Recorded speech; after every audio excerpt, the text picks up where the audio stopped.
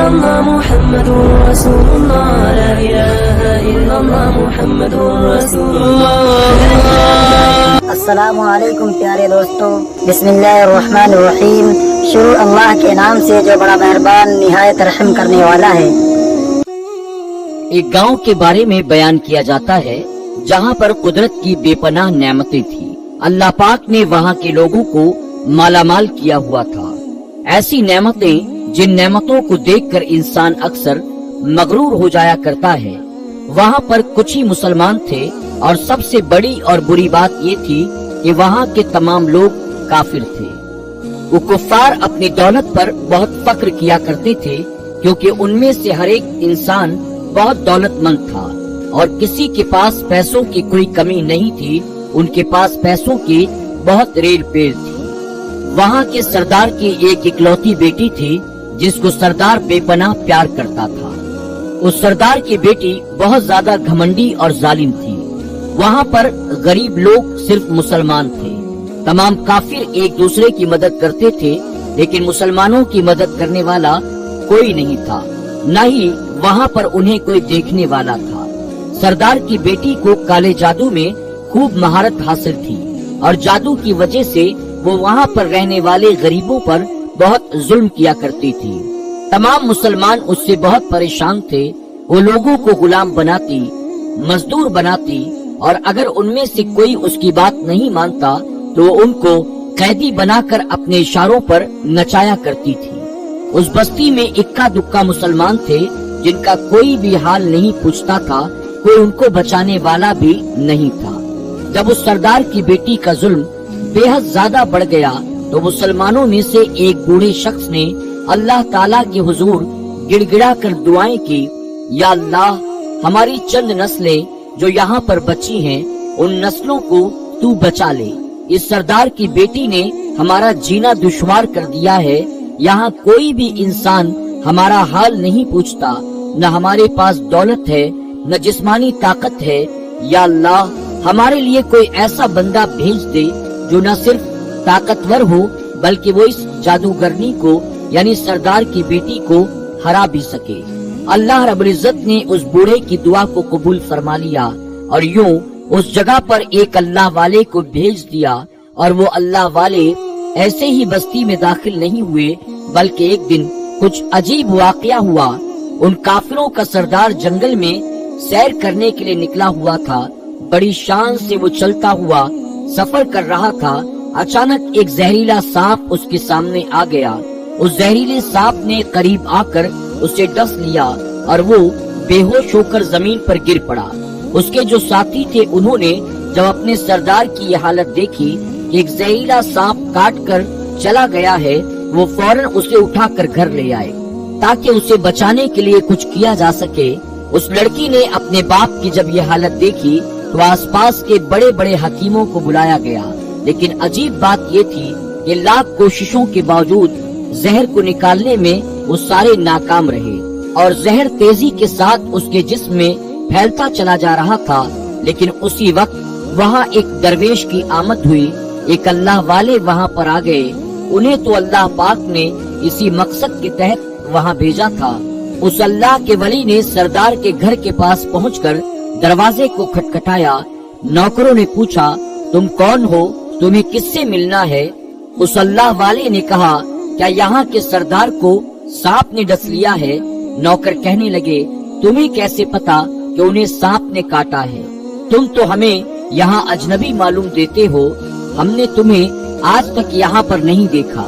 اس نے کہا، میں مسافر ہوں اور مجھے خبر ملی ہے کہ یہاں کے سردار کو ایک زہریلے سانپ نے ڈس لیا ہے اور کوئی بھی ان کا علاج نہیں کر پا رہا ہے۔ نوکروں نے کہا، تم کون ہو؟ اللہ والے نے کہا، میں حکیم ہوں اور میں ان کا علاج کرنے کی غرض سے یہاں آیا ہوں۔ وہ نوکر اللہ والے کی حالت کو دیکھ کر ہنسنے لگے کیونکہ آپ نے پھٹے پرانے کپڑے پہن رکھے تھے اور دیکھنے سے بہت غریب معلوم دیتے تھے۔ وہ نوکر کہنے لگے، تم اتنے بڑے سردار کا علاج کرو گے؟ ارے یہاں آس پاس کے بڑے بڑے حکیم بلائے گئے، ہمارے سردار کے پاس پیسوں کی کوئی کمی نہیں ہے اور تم جیسے غریب سے وہ بھلا اپنا علاج کیوں کروائیں گے؟ درویش نے کہا، अगर तुम चाहते हो कि तुम्हारे सरदार की जान बच जाए तो फिर मुझे अंदर आने दो। वो गुलाम कहने लगे, ठीक है, हम अंदर से इजाजत लेकर आते हैं। नौकर अंदर गए और सरदार की बेटी से कहा, बाहर एक गरीब आया है, हुलिये से फकीर मालूम देता है, लेकिन कहता है कि मैं सरदार का इलाज कर दूंगा और जहर जो तेजी के साथ फैलता जा रहा है उसको निकाल कर फेंक दूंगा।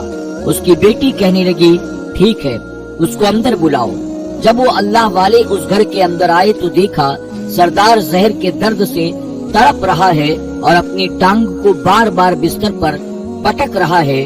उन अल्लाह वाले ने उसके पैर की तरफ देखा और जहाँ सांप ने काटा था उस जगह अल्लाह वाले ने थूक दिया और फौरन वहाँ से भाग गए। उसके सारे सिपाही और उसकी बेटी ये देखकर हैरान हो गए कि ये भला कौन सा दीवाना है।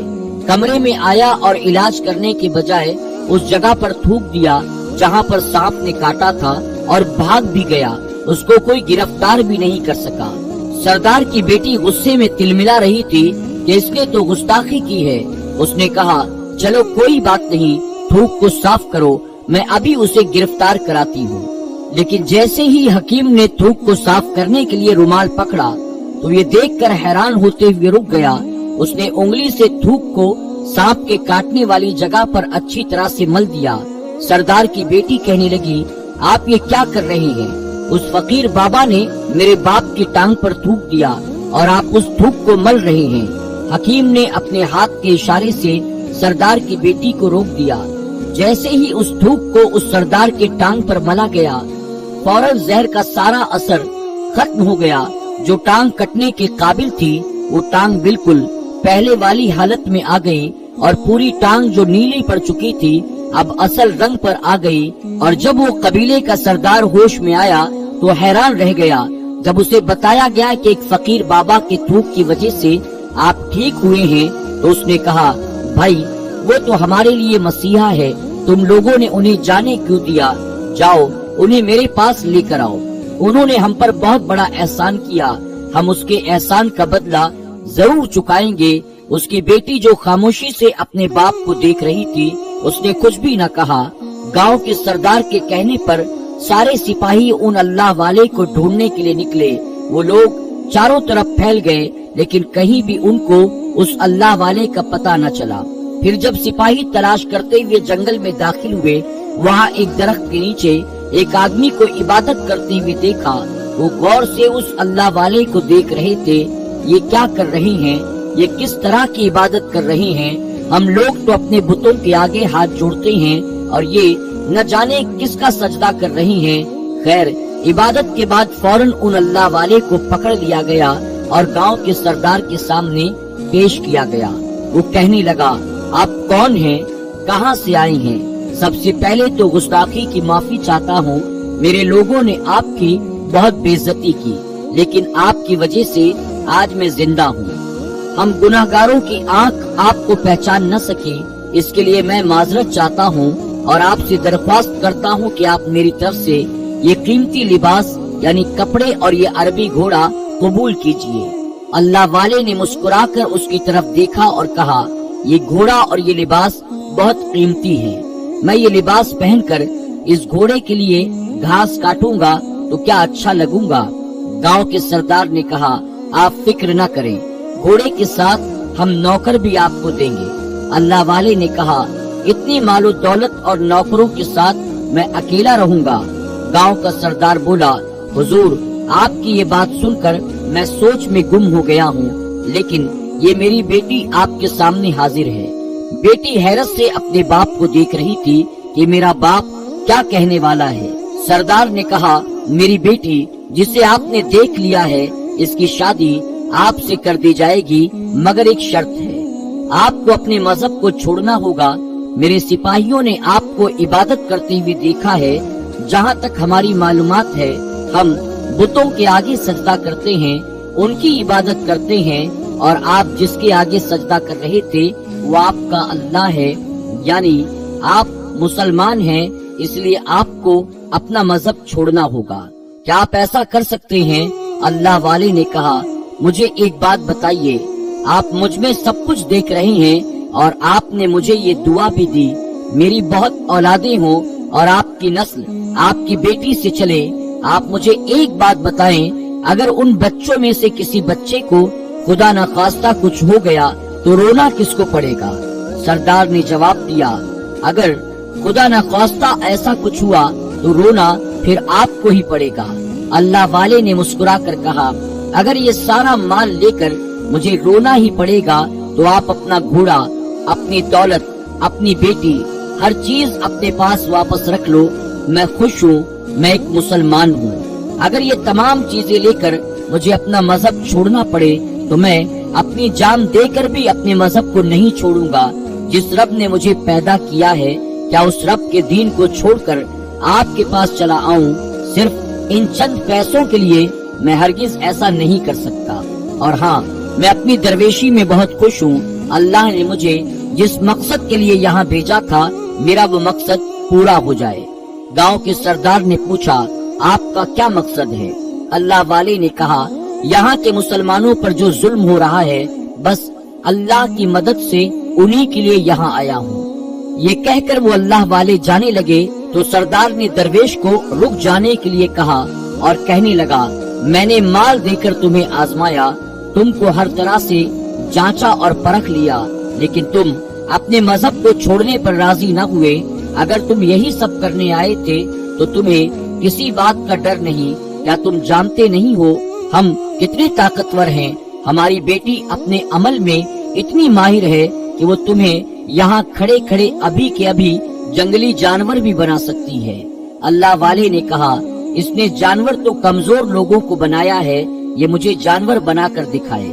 इससे पहले कि गांव का सरदार अपनी बेटी से कहता कि इस पर वार करो, अल्लाह वाले ने जादूगरनी पर एक ऐसी फूंक मारी कि वो उसी वक्त एक बड़ी सी छिपकली बन गई और वो कुछ भी नहीं कर पा रही थी। वो छिपकली इतनी बड़ी थी कि वहाँ पर जितने भी इंसान खड़े थे उन सब में सबसे ऊंचा कद उसी का था। वो छिपकली अल्लाह वाले के पास आने लगी और अपना जहर उन पर उगलना चाहती थी, तो उसी वक्त उन्होंने उसके मुंह पर थूक दिया। थूकने की देर थी कि वो जलने लगी। वो थूक क्या था? तेजाब था, जिससे उसका आधा चेहरा पिघल रहा था।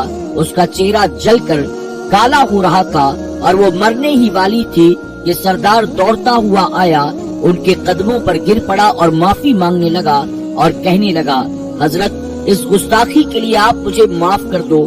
मैंने सच में आपको बहुत ही कमजोर समझा और आपके मजहब से आपको हटाना चाहा। अगर मेरी बेटी ठीक हो जाए तो मैं सच कहता हूँ, हम यहाँ जितने लोग मौजूद हैं, ये पूरी बस्ती, हम सब के सब मुसलमान हो जाएंगे। अल्लाह वाले ने कहा, हम तुम्हें अपने दीन में शामिल करने के लिए ये सब नहीं कर रहे हैं, बल्कि तुम लोग हमारे मुसलमान भाइयों पर जो जुल्म करते हो, उस जुल्म को खत्म करने के लिए हम यहाँ आए हैं। हमारे दीन में जब्र और जुल्म नहीं है। अगर तुम्हारी बेटी इंसान बनकर सुधर जाती है तो इसको इसकी असली हालत में लाने के लिए मैं खुद अल्लाह की बारगाह में दुआ करूँगा। उस सरदार कहने लगा, हाँ, मेरी बेटी अपनी असली हालत में आ जाएगी तो फिर ये किसी पर जुल्म नहीं करेगी और मैं दिल से अपनी बेटी के लिए आपसे माफी चाहता हूँ। आज से आइंदा ये कोई भी काला जादू, कोई भी अमल नहीं करेगी और किसी मुसलमान पर ये कोई भी जुल्म नहीं करेगी। बस आप इसे दोबारा इंसान बना दें। अल्लाह वाले ने उस छिपकली पर दोबारा से फूंक मारी, वो फिर से इंसान बन गई और अल्लाह वाले के कदमों से लिपट गई और कहने लगी, मुझे माफ कर दें, मुझे माफ कर दें, मैंने अपने आप को बहुत ताकतवर समझा। उस लड़की का आधा चेहरा जलकर काला हो चुका था। वो कहने लगी, मैं आज अपने बाप के साथ आपके दस्ते मुबारक पर मुसलमान होना चाहती हूँ और ये वादा करती हूँ कि आज से इस बस्ती में कोई भी काफिर, कोई भी मुसलमान नहीं होगा, बल्कि सब आपस में मिलजुल कर भाईचारे के साथ रहेंगे और सब मुसलमान हो जाएंगे। और फिर यूं एक अल्लाह वाले के हाथों पर उस बस्ती का सरदार और उसकी बेटी ने इस्लाम कबूल कर लिया। फिर सरदार ने अल्लाह वाले से अपनी बेटी का निकाह करा दिया और फिर उस बस्ती में हमेशा के लिए अमन व अमान कायम हो गया। प्यारे दोस्तों, मजहब इस्लाम एक बहुत ही खूबसूरत और प्यारा मजहब है, जिससे अपने तो अपने गैर भी मुतासिर हुए बगैर नहीं रह पाते हैं। اللہ پاک ہم سب کو مذہب اسلام سے سچی پکی محبت کرنے اور اسلام ہی کے مطابق اپنی زندگی کو گزارنے کی توفیق عطا فرمائے، آمین یا رب العالمین۔